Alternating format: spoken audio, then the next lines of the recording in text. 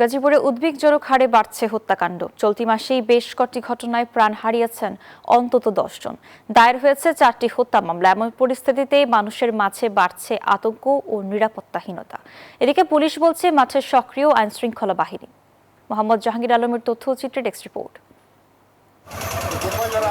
শিল্পাঞ্চল হিসেবে পরিচিত গাজীপুর জেলা গত 9 মে জেলার কাপাসিয়ায় শিশু সহ একই পরিবারের 5 জন হত্যার শিকার হন। এর একদিন পর 10 মে কালিয়াকৈর এলাকায় চোর সন্দেহে 3 জনকে পিটিয়ে হত্যার ঘটনা ঘটে। এরপর 14 মে শ্রীপুর উপজেলায় ঘটে আরেকটি হত্যাকাণ্ড।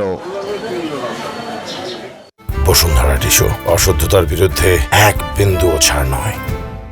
টানা এমন হত্যাকাণ্ডের ঘটনায় উদ্বেগ বেড়েছে জনমনে। স্থানীয়রা বলছেন প্রতিটি সকাল শুরু হয় নতুন কোনো ঘটনার আশঙ্কা নিয়ে। সন্তানদের বাইরে পাঠাতেও ভয় পাচ্ছেন অভিভাবকরা।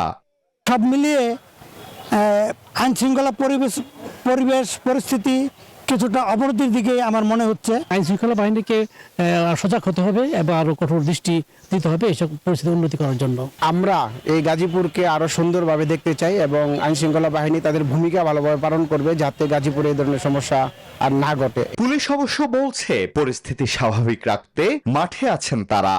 এখন তো এটা তদন্তের পর্যায়ে আছে, এখন আমরা কিছু বলতে পারতেছি না, বাট আমাদের টিম মাঠে কাজ করতেছে। এসব ঘটনা ঠেকাতে গোয়েন্দা নজরদারি বাড়ানো সহ দ্রুত বিচার নিশ্চিতের তাগিদ এই আইনজীবীর। আমাদের সামাজিক অবক্ষয় দূর করার জন্য পদক্ষেপ নেওয়া উচিত এবং আইন শৃঙ্খলা বাহিনীকে আরো সচেতন থাকা উচিত। আইন শৃঙ্খলা পরিস্থিতি নিয়ন্ত্রণে দ্রুত কার্যকর পদক্ষেপ নেবে প্রশাসন, এমন আশা গাজীপুরবাসীর। Desk report, news 24।